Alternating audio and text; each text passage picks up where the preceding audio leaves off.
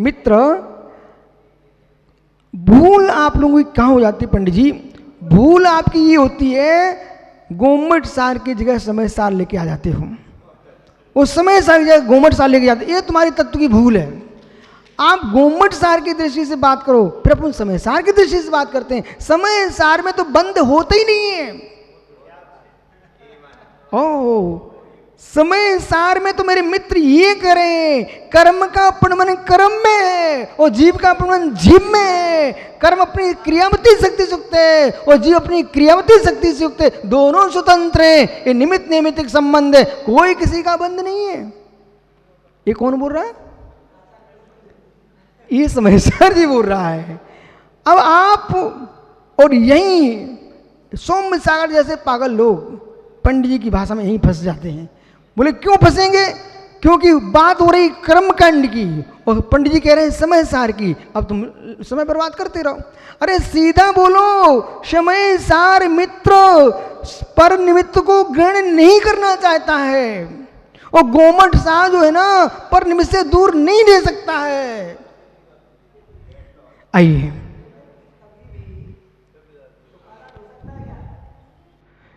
ये छोटी सी बात है, हमारा बच्चा बताए, बटुक कहाँ गया? वही बता देगा आपको। ओहो पंडित जी थोड़ा दिमाग खोलो, इधर देखो। बंद को सहज मत कहिए। प्रत्येक द्रव सुचतुष्टय में सहज है। प्रत्येक द्रव सुचतुष्टय में सहज है, पर बंधत्व में सहजता नहीं आती। प्रत्येक द्रव अपने में सहज है, पर बंध में देखा अशोक, अब तुम समझो तुम्हारा भैया तुमको कितना घुमाता होगा। ओह, मतलब बेचारे को कहीं नहीं दिखा तो कहां पहुंच गया? सदैव सर्वम को निश्चय स्वरूपादि चतुष्टया अस्ति प्रिया संचिन्युक्तिष्ठते। सदैव सर्वम को निश्चित, प्रत्येक द्रव्य सुचतुष्ट में सत्य ही है, असत्य नहीं है। पर चतुष्ट में असत्य ही है, सत्य नहीं है। लेकिन ज्ञानी सापेक्षता की दृष्टि से, यदि आप मेरी बात को यहां नहीं मानोगे इसमें ऐसा, तो तुम्हारे मिश्र भाव का अभाव हो जाएगा। और मिश्र भाव का अभाव हो जाएगा तो संसार का अभाव हो जाएगा, और संसार का अभाव हो जाएगा तो मोक्ष का ही अभाव हो जाएगा, और संसार मोक्ष का अभाव हो जाएगा तो वस्तु तत्व का ही अभाव हो जाएगा। इसलिए सुचतुष्ट से वस्तु अपने में सतरूप ही है, पररूप नहीं है। आया समझ में? इसलिए मैंने कहना कि राकेश कोई प्रश्न करें उनके ऊपर तुम चढ़ो मत, वो तुम्हारा विषय खुलासा कराने के लिए बोलता भाई। आइए,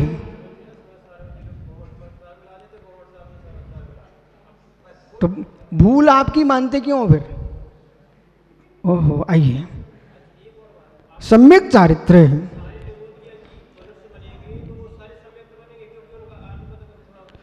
है मित्र। भव्य जीव होंगे वे ही समय प्राप्त करेंगे। सारे भव्य जो भी होंगे वे नियम से समय प्राप्त करेंगे, तुरंत बाद नहीं, समय पा करके।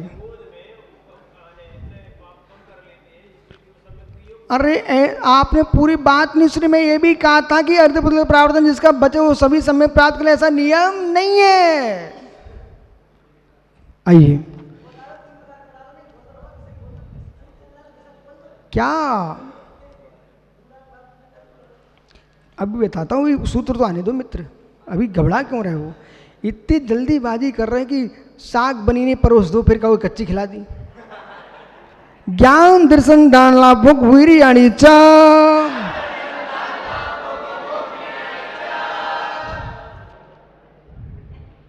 देखो पंडित जी, ऐसा है, यदि आपने जल्दी की तो हमारे कमंडल जैसा काम हो जाएगा तुम्हारा। गोलू ने कमंडल ठीक कर दिया, अब देखने वाले को चैन नहीं पड़ती, फिर देखने पहुंच जाते हैं। सो बेचारे को फिर उसको 5 गोलियां छपा के आ गए, फिर बेचारे को करना पड़ेगा काम। तो पहले पक्का हो जाए तो फिर अपन काम फिर देखेंगे। आइए,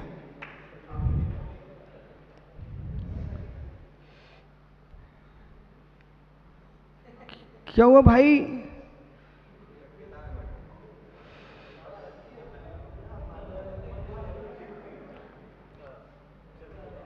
ज्ञान दर्शन हो,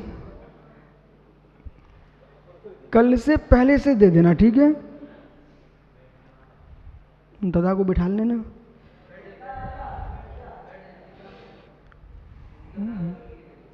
अभी आपको मालूम नहीं है उससे सागर जी, इतने गंभीर विषय में आप बैठोगे ना तब तुमको चला, जरा सा भी कोई ब्रह्मचर्य उधर देखता है उनको ज्ञान होने क्रम का बंद होता है।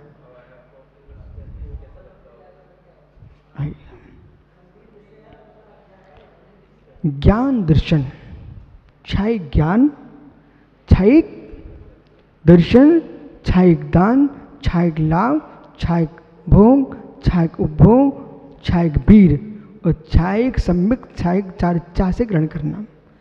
अब इधर आइए, हर विषय पर गंभीरता में विचार करना चाहिए और इस सूत्र को समझते हो तो फिर यदि समझते हैं तो दीपक जैसे ज्ञानी को आर्स की अलग से व्याख्या की जरूरत नहीं है। जो नहीं समझना चाहते हैं तो तुम्हारे आर्स कहने से उन्हें समझाने की जरूरत नहीं है। समझो, अंदर अंदर समझ लेना। क्षायिक ज्ञान, केवल ज्ञान, इच्छायिक ज्ञान ज्ञानी विक्रम के छह से होता है।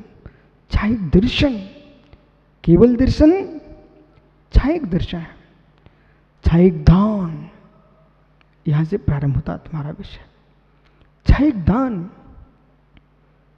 केवल ही भगवंत क्षायिक दान देते हैं। दान आत्मा का धर्म है।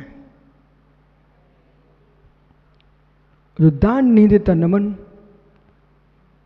वो क्षायिक दान कैसे प्राप्त करेगा? इसलिए बेटा, जब भी कोई महाराज के हाथ पर ग्रास रखो, ये सोचना बंद करो मुझे संपत्ति मिले, धन मिले, सब पागलों की भाषा है।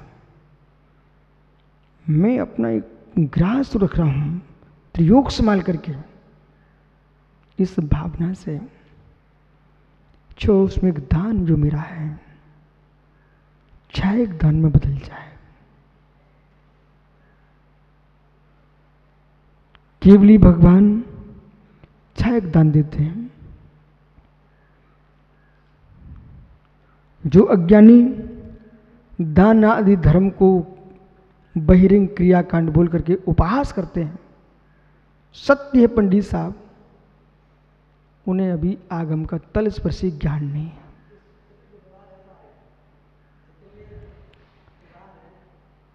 सूत्रों पर तो कोई विवाद ही नहीं है, दुर्बुद्धियों की बुद्धि में विवाद है। अब कितना गहरा सूत्र है ये, कितने आनंद की व्याख्या कर रहे हैं यहां पर आप मित्र। कोई प्रमाण किसी को मत दिखाओ दीपक, उनसे सीधा पूछना आप तत्व सूत्र को मानते हो क्या? तो देश का हर पंथ का आदमी कहेगा आप क्यों नहीं मानता हूं? मानता हूं। तो मेरे मित्र, इन सूत्र का, इसका दूसरे अध्याय के चौथे नंबर सूत्र का अर्थ करोगे क्या? भैया, आगम ज्ञानी होगा तो सम्यक करेगा। हमारे बुंदेलखंड में कहावत है, लवरा बड़ा की धोंधा, लवरा बड़ा की धोंधा। इसका अर्थ तुम शाम को संदीप से सुनना। लवरा से बड़ा धोंधा होता है। एक बार लवरा को तुम ठीक कर भी लो, पर धोंधा को नहीं कर सकते हैं। बोले कैसा? बोले 2 2 4 होते तुम कहो, पर तो हमें तो KI 5 होते, तो हम तो कहेंगे अब तुम्हें क्या करने कर लो, तुम्हें क्या करने कर लो, हमारे तो 2 2 5 हैं, अब तुम कहते रहो हमें क्या करने। ऐसे ही दीपक, हमने ऐसे ही लोगों को ऐसे शास्त्र हाथ में दे दिए, पढ़ लो। उस महापुरुष ने, उपहास का महापुरुष कह रहा हूं, वैसे महापुरुष नहीं भी, उस महापुरुष ने ऐसे जिनवाणी लेकर ऐसे फेंक दी। बोली मुझे नहीं तुम्हारी जिनवाणी पढ़ना। वो हमारी नहीं थी। आचार्य पूज्यपाद कुंद कुंद जैसे योगियों की जिनवाणी थे। नंदीश्वर भक्ति लोग पढ़ते हैं, आप क्यों टेंशन लेते हो? वो काव्य छंद भी बनाएगा नंदीश्वर भक्ति में, पढ़ लेना और निकाल देना। भक्तांबर भी पढ़ते लोग। जिन्हें नहीं मानना है आपने अपने भाव खराब मत करना। मित्र, भक्ति का मार्ग आपका निजी मार्ग है, उसे स्वीकार करो। दूसरे को बदलने का पुरुषार्थ मत करो। दूसरे को बदलने का पुरुषार्थ मत करो। वो नहीं करोगे ना तो मित्र हमारे जैसे मुस्कुराते मिलोगे। दूसरा लक्ष्य भी ध्यान रखना, भक्ति के मार्ग में अनेक स्थान हैं। आप साथ में ये भी तो पढ़ रहे हैं यहां पर, पारमाणिक भाव। किसी जीव द्रव्य की आसाधना मेरे द्वारा ना हो जाए। हम पुद्गल द्रव्य की आसाधना से बचते कदम कदम पर। हम जीव द्रव्य की आसाधना कैसे कर सकते हैं? हम लोग पंथ रूढ़िवादी नहीं हैं, हम जिनागम के भूता तत्व को जानने वाले हैं। अब यहां पकड़ना क्या कहना चाह रहे हैं। इस सूत्र की व्याख्या राजवार्तिक से और सर्वासिद्धि से कराना चाहिए। अपने दिमाग से अपनी बात कहना है कि नहीं है, पूरे ग्रंथ उठा के बोलिए क्या लिखा है। एक साधक दीप धूप की बहुत प्रशंसा कर रहे 2-3 दिन से, पता ही नहीं चलता वे सचित के त्यागी के अचित के त्यागी हैं कि अर्ध हैं। जब स्वीकार करते तो पूरा स्वीकार करें ना, वो नहीं स्वीकार करते तो सब छोड़ दें। तो 2 पे क्यों बेचारे टिके हैं? दीप धूप में उनको मोक्ष दिखता है, वो शेष द्रव्य में दिखता नहीं है। ओहो, सार ये है, न दीप में मोक्ष, न धूप में मोक्ष, न कोई में मोक्ष नहीं है। ये तो श्रावक की भक्ति है। मित्र, लोभ कसाय के त्याग करने द्रव्य चढ़ाता है। हमारे 18 दोषों से रहित परमात्मा को न तुम्हारी एक भी द्रव्य नहीं पाई जे। हमारे 18 दोषों से रहित परमात्मा को तुम्हारी एक भी द्रव्य नहीं चाहिए। श्रावक की योग्यता है, चाहे तुम स्वर्ण दीप चढ़ाओ, चाहे मिट्टी का दीप चढ़ाओ, चाहे स्वर्ण थाल चढ़ाओ। मित्र, पद्म पुराण में सोने चांदी की बहुत सारी व्याख्या की गई है। भक्ति की भक्ति है। मेढक के पास बेचारे पास जो था उसने वही चढ़ा दिया था। अब दीपक और संजय लड़ते रहते आपस में। अरे मित्र, क्यों विसंवाद? इधर देखो, चाहे एक दर्शन, चाहे ज्ञान, चाहे दान, चाहे एक दान भगवान को होता अभय दान। प्राणी मात को तत्व उपदेश देते हैं अभय दान, उच्छाइक लाभ ठहरिया। इच्छाइक लाभ कह रहा है, श्वेत पट परंपरा की ओर इंगित कर दिया जा रहा है। वे भी अर्थ निकालते होंगे बेचारे। कबलाहरी कबलाहरी, तीर्थंकर केवली को कबलाहरी मानते हैं, जबकि इच्छाइक लाभ कह रहा है प्रभु को ऐसे कर्म नो कर्म वर्णाओं का संचय होता है जिससे उनको कबलाहार की आवश्यकता नहीं पड़ती। ये उनका महात्मा जी इच्छाइक लाभ है। इच्छाइक भोग, एक बार भोगने में आए भोग और बार बार भोगने में आए उपभोग। तो यहाँ पर इच्छाइक भोग में सर्वाधिकार पूज्य पाद स्वामी ने लिखा हुआ है कि तीर्थंकर के समोषण में जो पुष्प वृष्टि होती है वह इच्छाइक भोग है। इच्छाइक भोग तीर्थंकर के समोषण में जो ज्ञानियों चमर छत्र सिंहासन आदि जो है ये सब क्षायिक उपभोग है। अभी हाथ जोड़ने की जरूरत नहीं है, आपको ग्रंथ खोलने की जरूरत है। ये क्या है? क्योंकि मुझे अभी किसी की मानसिकता नहीं देखना है, अभी आगम देखना है। अब आगे चलते हैं। क्षायिक भोग, क्षायिक भीर, अतुल बल, अनंत शक्ति, क्षायिक चारित्र और क्षायिक सम्यक्त। अब पंडित जी, तुम्हारी अवधारणा क्या है वो अलग हो सकती है, लेकिन तीर्थंकर के समोषण में ये व्यवस्था है।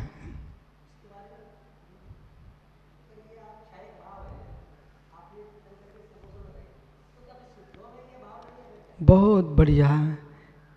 यदि आपने सर्वासिद्धि का स्वाध्याय कर लिया होगा तो प्रश्न ना आता, वो नहीं किया तो प्रश्न आ गया तो मैं बता देता उत्तर आपको।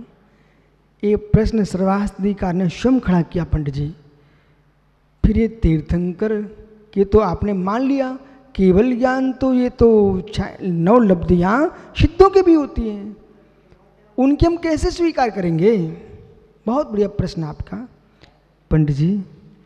जैसे जैसे क्षायिक दान आदि को उन्होंने प्रश्न किया कैसे ग्रहण करेंगे आप सिद्धों के, उन्होंने कहा कोई दोष नहीं, कोई दोष नहीं।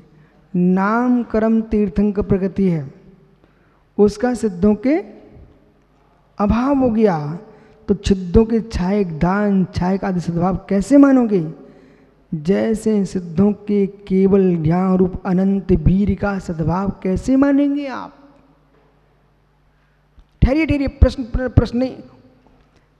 केवली भगवान क्षायिक केवल सिद्ध परमात्मा क्षायिक ज्ञानी है कि नहीं? बोलो। बहुत बढ़िया। आपको बोध होना चाहिए है कि अनंत वीर के अभाव में अनंत ज्ञान कैसे रहेगा? वो वीर जो है ना, वो तो शरीर के साथ होता है। सुनना ध्यान से, सिर हिलाने से नहीं काम चलेगा। ये करणानियोग के विषय में कोई के सिर नहीं हिलते। अब यहां प्रश्न कर रहे हैं, जैसे ज्ञानी केवली भगवान के केवल ज्ञान जो क्षायिक ज्ञान का सद्भाव मानते हो, अनंत वीर के साथ मानते हो, किनके? सिद्ध भगवान के।